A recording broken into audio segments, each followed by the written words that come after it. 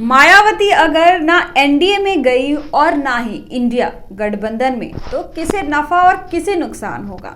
चलिए आपको बताते हैं पूरी खबर क्या है विस्तार से। नमस्कार, मैं हूं खुशबू वर्मा, आप देख रहे हैं नजर टुडे।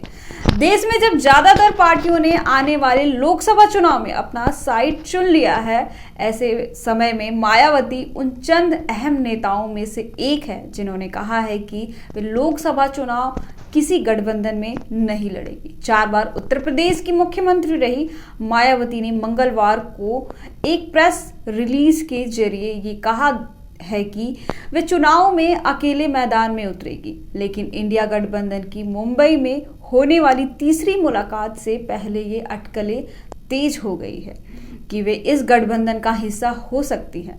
भले ही अभी मायावती ने ये कह दिया है कि वे आगामी आम चुनाव अकेले लड़ेगी, लेकिन भाजपा पर नजर रखने वाले राजनीतिक विश्लेषक मानते हैं कि वे अपने पत्ते तब खोलेगी जब चुनाव और करीब होगा।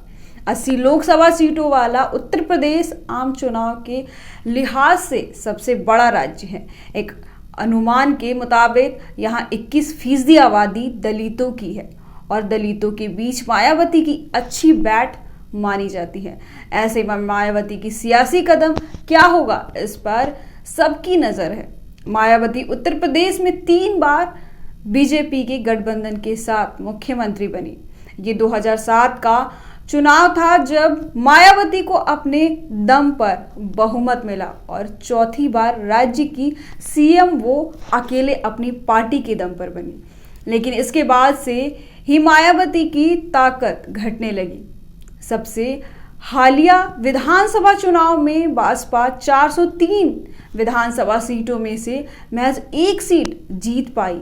पार्टी का वोट शेयर 13% था। थोड़ा और पीछे जाए तो 2017 के विधानसभा चुनाव में भाजपा को 403 में से 19 सीटें मिली थी। वे शेयर 22% था।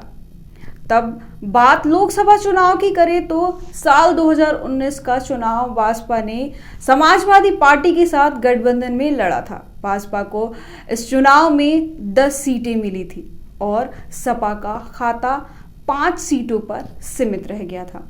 इस चुनाव के बाद सपा और भाजपा का गठबंधन टूट गया।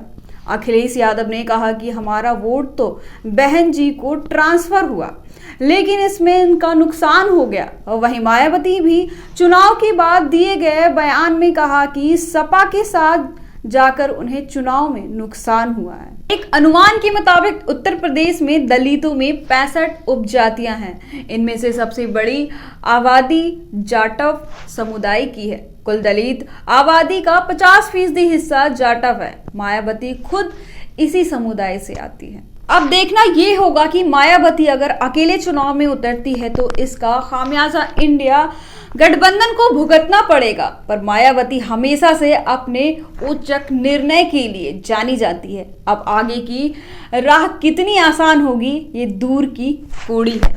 तो ऐसे ही तमाम राजनीतिक खबरों के लिए बने रहें नजर टुडे के साथ। अगर आपको वीडियो अच्छा लगे तो लाइक करें, शेयर करें। अगर कोई भी कमेंट हो तो कमेंट जरूर कीजिएगा। शुक्रिया।